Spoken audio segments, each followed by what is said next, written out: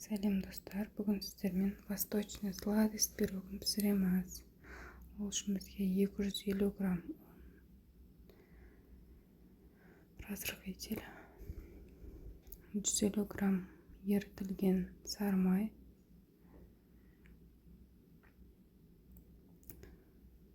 100 грамм шекер,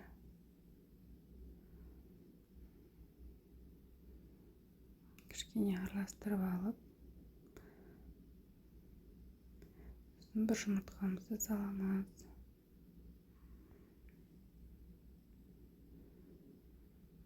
Жақсылап үйлеп, суала жасап аламыз. Енді салмамызды дайындаймыз. Ол үшін бізге 100 грамм грек жаңғағы, 50 грамм мейіз керек болады.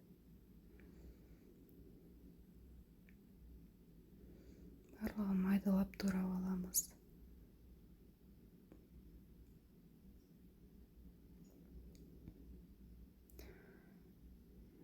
Қалпымызға қамырымызды жайып аламыз.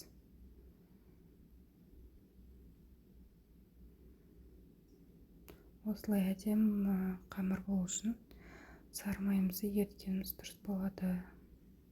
Сосын жақсылап жаңғағымызбен мейізімізді тестамыздың үстіне осылай жайып аламыз. Салып аламыз. Үстіне сгущенкамызды осылай әдемілеп жағып аламыз. Сосын пешке жібереміз. 180 градуста 30 минутқа. Міне дайын. Ас болсын, дайындап көріңіз.